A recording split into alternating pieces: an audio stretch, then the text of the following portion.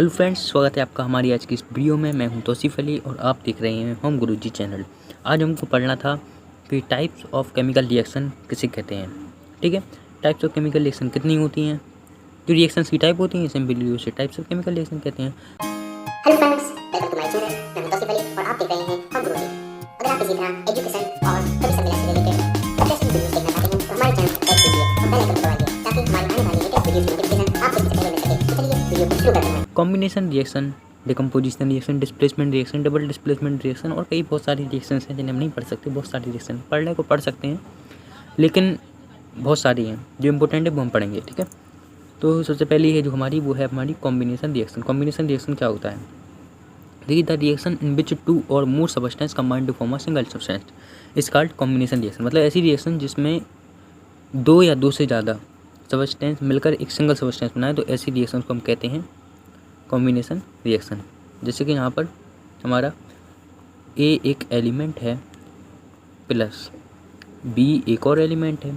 जब हम इन दोनों की रिएक्शन कराएंगे तो ये अगर ए बी बनाती हैं तो इसमें क्या हुआ कि ए ने और बी ने आपस में मिलकर रिएक्शन किया और क्या बनाया, ए बी बनाया। तो इसमें ये दोनों कंबाइन हुए, तो ऐसी रिएक्शंस को हम कहते हैं कॉम्बिनेशन रिएक्शन। ठीक है, ऐसी रिएक्शंस को हम क्या कहते हैं, कॉम्बिनेशन रिएक्शन। अब ये जो हमारे ए और बी हैं ये हैं रिएक्टेंट्स और ये है हमारा, ये है प्रोडक्ट। ये इस चैप्टर की सेकंड वीडियो आई थी सिलेबस के बाद वाली, उसमें मैंने ये बताया है कि रिएक्टेंट किसे कहते हैं और प्रोडक्ट किसे कहते हैं। ठीक है, तो ये हमारा रिएक्टेंट है। जो हमारे रिएक्टेंट हैं वो एलिमेंट्स हो सकते हैं, मतलब ये हमारे एलिमेंट्स हो सकते हैं और ये हमारे कंपाउंड भी हो सकते हैं, एलिमेंट और कंपाउंड। ठीक है, तो जब ए और बी मिला तो ये क्या बना, हमारा ए बी बना। तो इसमें कॉम्बिनेशन रिएक्शन हुआ, तो ऐसी रिएक्शंस को हम कहेंगे कॉम्बिनेशन रिएक्शन। इसके बाद इसकी जो इसमें टाइप्स दिए गए हैं, तो टाइप्स का मतलब ये है कि ये कितने प्रकार से ये कॉम्बिनेशन रिएक्शन हो सकती है। तो देखिए, कॉम्बिनेशन रिएक्शन एक तो ऐसे प्रकार से हो सकती है जब टू एलिमेंट्स मिले और एक कंपाउंड बनाए, तो तब भी कॉम्बिनेशन रिएक्शन होगी। जैसे कि इसमें एक एग्जांपल दिया गया है H2 का, H2 और O2 क्या बनाएंगे, H2O बनाएंगे। तो इसमें हाइड्रोजन और ऑक्सीजन दोनों एलिमेंट हैं। जब ये दोनों एलिमेंट मिलेंगे तो क्या बनाएंगे, हाइड्रोजन ऑक्साइड, मतलब कि वाटर बनाएंगे। ठीक है, तो ऐसे इन्होंने एक और एग्जांपल दिया है। ये जो मैंने PDF लिया है ये बीदंतु ऐप से लिया है। ऊपर आपको यहाँ पर ये लोगो भी दिख रहा होगा, ये वाला लोगो, ये मैंने बीदंतु ऐप से लिया है। बीदंतु बहुत ही अच्छा ऐप है, आप इससे स्टडी भी कर सकते हैं ऑनलाइन और आप इससे PDF डाउनलोड, इसके PDF बहुत अच्छे होते हैं, बहुत ज़्यादा डिटेल में भी नहीं होते और बिल्कुल शॉर्ट में होते हैं और इम्पोर्टेंट चीज़ें सारी उसमें लिखी होती हैं, है ना। तो अब एक और इन्होंने एग्जाम्पल दिया है कि और कितने प्रकार से कॉम्बिनेशन रिएक्शन हो सकती है।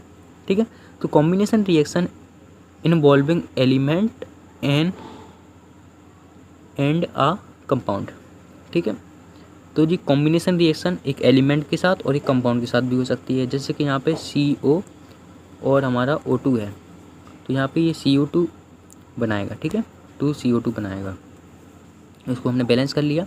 बैलेंस करने वाली वीडियो भी मैंने आपको बनाई है, तो आप उससे ये बैलेंस करना सीख सकते हैं। ठीक है, तो यहाँ पे कार्बन मोनोऑक्साइड है ना, कार्बन मोनोऑक्साइड और ऑक्सीजन मिलके क्या बनाएंगे, कार्बन डाइऑक्साइड बनाएंगे। तो यहाँ पर जो हमारा CO है ये है हमारा कंपाउंड। ठीक है, ये क्या है हमारा, ये हमारा कंपाउंड और ये हमारा CO2 है, ये हमारा कंपाउंड बना है और ये हमारा ऑक्सीजन, ये है हमारा एलिमेंट। ठीक है, ये हमारा एलिमेंट है। तो इस तरीके से ये रिएक्शन हुई, ये कंपाउंड हमारा, ये एलिमेंट हमारा और ये कंपाउंड बना, तो इस रिएक्शन को भी हम क्या कहेंगे, कॉम्बिनेशन रिएक्शन कहेंगे। इसका एक और जो हमारा टाइप दिया गया है वो है combination reaction involving two compound. Combination reaction involving two compound, जब केवल कंपाउंड ही कंपाउंड के बीच में रिएक्शन हो तो ऐसी रिएक्शन को हम क्या कहेंगे, कॉम्बिनेशन रिएक्शन। ऐसी रिएक्शन को भी हम कहेंगे, है ना। तो कॉम्बिनेशन रिएक्शन इन्होंने जो एग्जाम्पल दिया है वो दिया है एमोनिया का और हाइड्रोजन क्लोराइड का। जैसे क्या बनता है, एमोनियम क्लोराइड बनता है, NH3HCl क्या बनेगा, NH4Cl। तो इसमें NH3 भी कंपाउंड है और ये हमारी दोनों कंपाउंड है ना। तो ऐसी रिएक्शंस क्या कहलाती है हमारी, कॉम्बिनेशन रिएक्शंस कहलाती हैं। एक एक बात आपकी क्लियर होनी चाहिए। उसके बाद हमारी जो डिकम्पोजिशन रिएक्शन है, डिकम्पोजिशन रिएक्शन सिंपली अपोजिट होती है कॉम्बिनेशन रिएक्शन के। एग्जाम्पल लेके अगर हम देखें तो जैसे कि हमने लिया एक ए और एक हमने लिया था बी, क्या बना था ए बी, किसमें कॉम्बिनेशन रिएक्शन में। इसका उल्टा क्या होगा, ए बी लिया हमने, इसको हीट किया या इलेक्ट्रोलाइसिस किया या फिर लाइट की मदद से ये ए में और बी में टूट गया। तो ये दोनों रिएक्शन एक दूसरे के अपोजिट है। तो जो हमारी ये वाली रिएक्शन है इसमें डिकम्पोज हुआ, एक सिंगल एलिमेंट था मतलब सिंगल कंपाउंड था, ये 2 कंपाउंड्स में टूट गया। और इस वाली रिएक्शन में 2 अलग अलग कंपाउंड थे, ये एक सिंगल कंपाउंड में जुड़ गए। तो ऐसी रिएक्शंस कॉम्बिनेशन और डिकम्पोजिशन रिएक्शंस कहलाती हैं। ठीक है, तो यहाँ पे डिकम्पोजिशन रिएक्शन में क्या होता है कि एक सिंगल कंपाउंड टूट के 2 कंपाउंड्स में बन जाता है ना। तो ये ए बी था, ए बी ए में और बी में टूट गया। उसके बाद हम देखें अगर इसमें डेफिनेशन अगर हम इसकी पढ़ें तो पढ़ लीजिए। इन आ डिकम्पोजिशन रिएक्शन आ कंपाउंड ब्रेक डाउन इनटू 2 और more simpler substances by the application of heat and electricity, by the application of heat and electricity. ठीक है, by the application of heat and electricity. Decomposition reaction में क्या होता है कि एक single compound breaks होता है 2 सिंपल सब्सटेंस में। तो ऐसी और किसकी मदद से होता है, हीट की मदद से और इलेक्ट्रिसिटी की मदद से। इसमें डेफिनेशन भी लिखी है, थर्मल डिकम्पोजिशन की लिखी है, इलेक्ट्रोलाइटिक डिकम्पोजिशन की लिखी है और एक लिखी है फोटोलाइसिस डिकम्पोजिशन की। जब जो डिकम्पोजिशन रिएक्शन होता है वो हीट की मदद से हो, है ना, किसकी मदद से हो, हीट की मदद से हो, तब हम उसको कहेंगे थर्मल डिकम्पोजिशन। क्या कहेंगे हम उसको, थर्मल डिकम्पोजिशन कहेंगे उसको।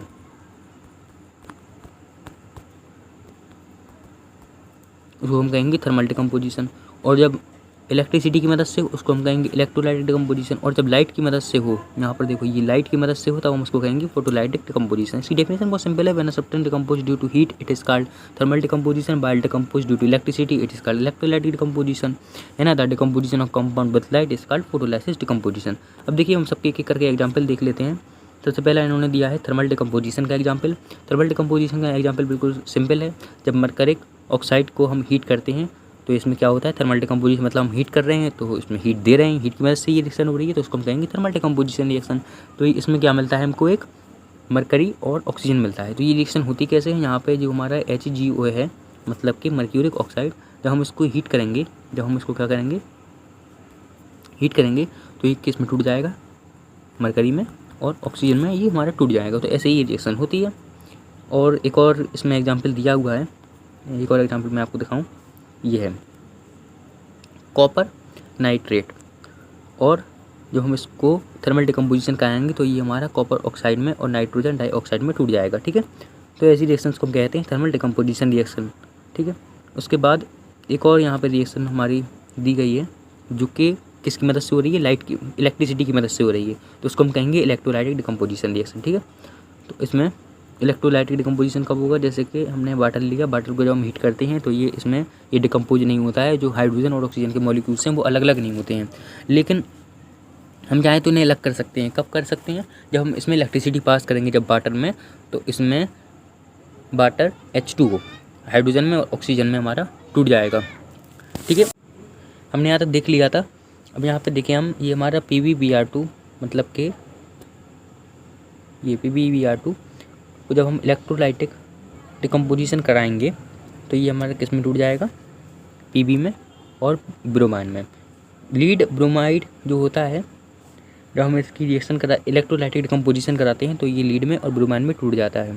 तो अब इसको हमने जो रिएक्शन कराई है किसकी मदद से कराई, इलेक्ट्रिसिटी की मदद से कराई, तो ऐसी रिएक्शन को हम कहेंगे इलेक्ट्रोलाइटिक डिकम्पोजिशन रिएक्शन। ठीक है, अब इसमें आगे एक्टिविटी सीरीज़ दी गई है। एक्टिविटी की सीरीज़ मैं अलग से बनाऊंगा क्योंकि एक्टिविटी सीरीज़ थोड़ी सी बड़ी है, जो कि आपके मेटल्स एंड नॉन मेटल्स वाले चैप्टर में दी गई है। तो अगर आपको इसको पढ़ना है तो मैं कोशिश करूंगा कि आपके लिए जल्दी वाली वीडियो लेके आऊँ। रिएक्टिविटी सीरीज बहुत ही सिंपल ट्रिक है, इस ट्रिक से आप एक बार में पूरी रिएक्टिविटी सीरीज याद कर लेंगे और आप फिर कभी नहीं भूलेंगे, गारंटी है मेरी, आप कभी नहीं भूलेंगे उसको, रिएक्टिविटी सीरीज़ को आपको इतनी अच्छी तरीके से वो याद हो जाएगी। ठीक है, तो अब इसमें जो एक्टिविटी सीरीज होती क्या है, इसमें जो मेटल्स हैं, मेटल्स को डिक्रीजिंग ऑर्डर में उनकी जो एक्टिविटी है, रिएक्टिविटी, उसकी डिक्रीजिंग ऑर्डर में उन्हें लगा दिया जाता है, लिस्ट कर दिया जाता है। जैसे कि उसमें सबसे पहले होता है हमारा पोटेशियम, सबसे पहले उसमें हमारा क्या होता है, पोटेशियम होता है हमारा। सबसे पहले उसमें होता है पोटेशियम, उसके बाद होता है हमारा सोडियम, उसके बाद होता है मैग्नीशियम। तो ये मैंने बिल्कुल एक सिंपल ट्रिक बनाई है इसको याद करने की कि पहले क्या है, उसके बाद क्या है, उसके बाद क्या है। इसमें सबसे ज़्यादा रिएक्टिव एलिमेंट इसमें कौन सा है, हमारा पोटेशियम है। उसके बाद का एलिमेंट सोडियम, उसके बाद का एलिमेंट मैग्नीशियम। तो इस तरीके से वो सीरीज होती है, उसमें डिक्रीजिंग ऑर्डर होता है।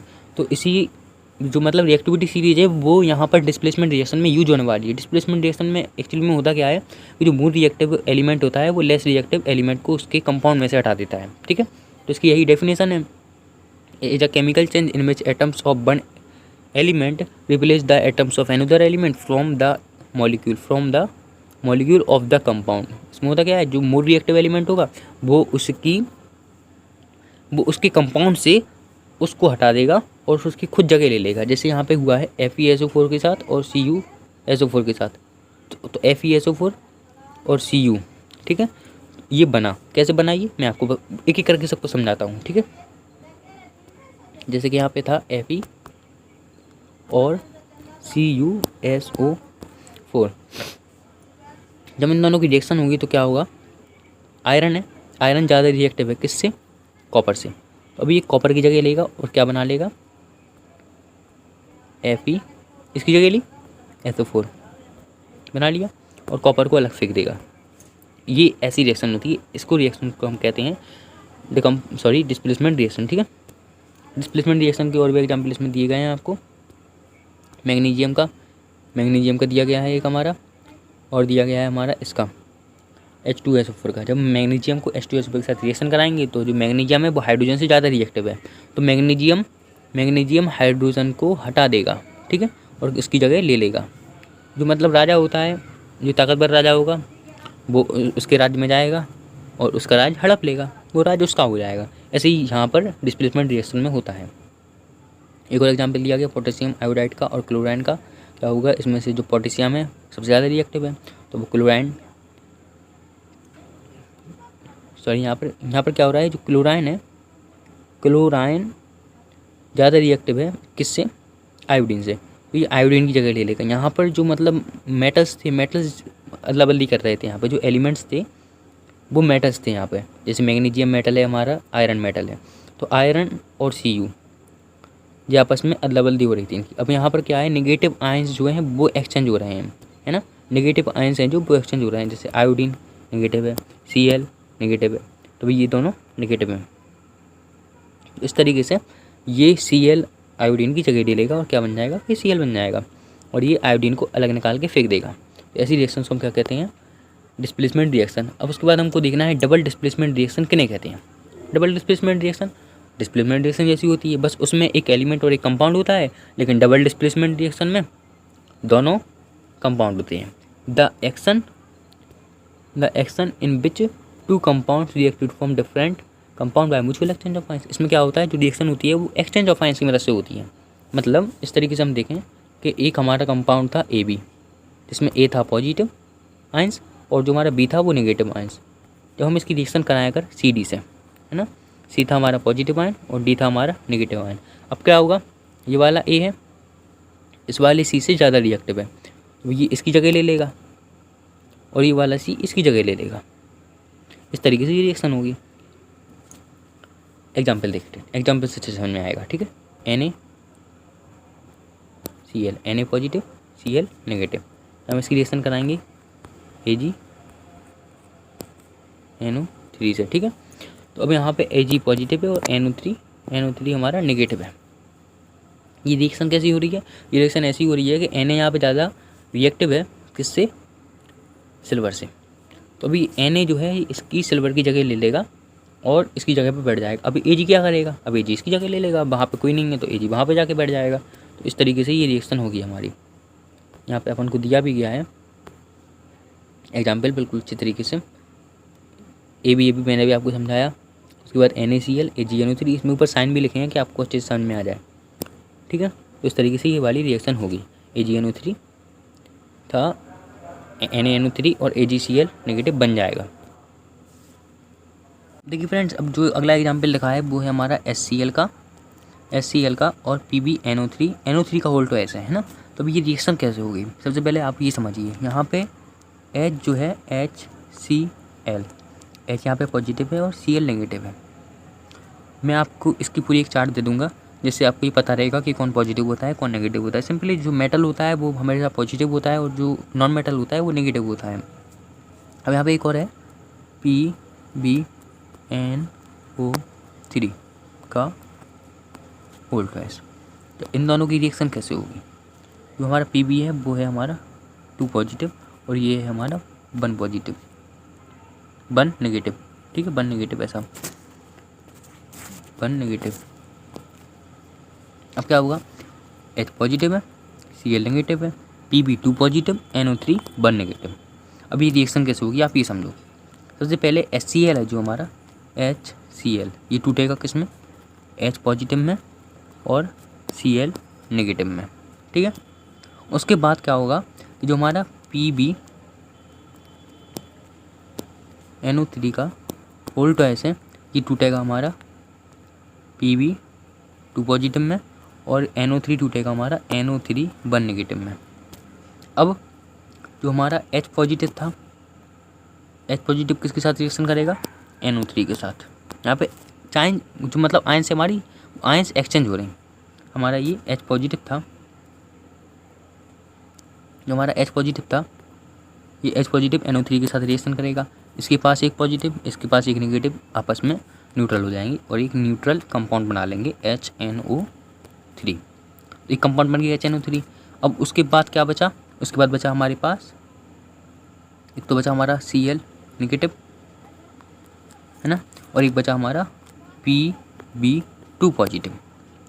अब यहाँ पर क्या है 2 पॉजिटिव है, मतलब जो हमारा लीड है ये 2 पॉजिटिव है, यहाँ पर एक नेगेटिव है, यहाँ पर 2 पॉजिटिव है। तो एक नेगेटिव 2 पॉजिटिव से जब इन दोनों की रिएक्शन तो होगी नहीं, क्योंकि एक एक इलेक्ट्रॉन और प्रोटॉन आपस में न्यूट्रल हो जाएंगे, लेकिन एक नहीं होगा, एक यहाँ पे हमेशा पॉजिटिव चार्ज रहेगा। इसलिए हम एक और Cl ले लेंगे तो ये आपस में कैसा हो जाएगा, मतलब जो हमारा Pb था Pb 2 पॉजिटिव, इसकी एक Cl नेगेटिव के साथ और एक और Cl नेगेटिव के साथ हमको रिएक्शन करानी होगी। इस तरीके से ये रिएक्शन होगी। तो ये हमारा क्या बना लेगा PbCl2। इस तरीके से हमारी रिएक्शन होती है। मतलब इसके पास अगर 2 पॉजिटिव है और इसके पास अगर 1 नेगेटिव है तो इसके पास 2 करने के लिए हमको इसकी वैल्यू 2 करना पड़ेगी, Cl 2 करना पड़ेगा, वरना ये नहीं होगा, ये रिएक्शन नहीं होगी। और वरना फिर हमारी जो इक्वेशन है वो बैलेंस भी नहीं होगी, इसीलिए हमको ये करना पड़ता है, ठीक है। इक्वेशन बैलेंस यहाँ पे लिखी हुई है, आप इसको देख सकते हैं। उसके बाद जो अगली रिएक्शन है वो यहाँ पे दी गई है ZnSO4 और BaCl2 की। इंपॉर्टेंट सारी रिएक्शंस इंपॉर्टेंट है, इनको याद कर लीजिए। याद नहीं मतलब समझ लीजिए, आप समझ लेंगे तो आपको याद सी हो जाएंगी। एक मतलब कहने का मतलब ये है, क्योंकि याद करने में और समझने में बहुत फ़र्क है। अगर आप याद करेंगे तो आप भूल जाएंगे, और अगर आप समझ लेंगे तो अगर आपके दोबारा सामने आएगी तो आप उसको फिर से समझ लेंगे, हाँ ऐसा ऐसा हुआ था इसलिए ऐसा हुआ। उसके बाद हम बात करें ZnSO4 की, BaCl2 की, ZnCl2 PaSO4। ये रिएक्शन पूरी हुई कैसे, ये रिएक्शन आखिर हुई कैसे। जहाँ पे हमारा Zn था, एक मिनट, ये हमारे यहाँ पर Zn था, Zn 2 पॉजिटिव है और जो हमारा SO4 है SO4 भी हमारा 2 पॉजिटिव है ना, 2 पॉजिटिव है। इन सबको साइड में लिख लो। एक हमारा Zn है 2 पॉजिटिव, ऐसा Zn 2 पॉजिटिव, SO4 2 पॉजिटिव। उसके बाद यहाँ पे हमारा BaCl2 है, Ba 2 पॉजिटिव, Cl केवल 1 है ना, 1 नेगेटिव। अब यहाँ पे क्या हो रहा है, एक्सचेंज ऑफ आयन हो रहा। ये दोनों आपस में जुड़े थे, अब ऐसा क्रॉस मल्टीप्लिकेशन कर दो इसका। अब क्या हो जाएगा, ZnCl के साथ जुड़ेगा, ZnCl बन गया। अब यहाँ पे Zn के पास 2 पॉजिटिव, Cl के पास 1 नेगेटिव, तो अब Cl को 2 करना पड़ेगा, मतलब 2 Cl चाहिए पड़ेंगे Zn के साथ रिएक्शन कराने के लिए, तो ZnCl2 हो गया। उसके बाद अब क्या बचा, Ba बचा और SO4 बचा। अब Ba के पास 2 पॉजिटिव, इसके पास 2 नेगेटिव, बस काम हो गया अपना, Ba SO4, बात खत्म। Ba SO4, इस तरीके से हमारी रिएक्शन होगी। उसके बाद types of double displacement reaction इसमें दिया हुआ है। वैसे ये कोई नहीं देता, कोई भी PDF में आपको नहीं मिलेंगे ये प्रेसिपिटेशन रिएक्शन, न्यूट्रलाइजेशन। अगर एक आध में मिल जाए तो कोई बात नहीं। इसमें देखिए प्रेसिपिटेशन रिएक्शन क्या होता है, बहुत ही ज़्यादा इंपॉर्टेंट इसकी डेफिनेशन हमेशा ज़्यादातर पूछी जाती है कि what do you mean by precipitation reaction. In all the above reaction a white substance which is insoluble in water is found. जितनी भी हमने ऊपर रिएक्शन देखी इन सब में एक हमारा वाइट देखो यहाँ पर ये है वाइट हमारा, है ना, ये वाइट, ये वाइट, ये वाइट, एक साल्ट बनना है।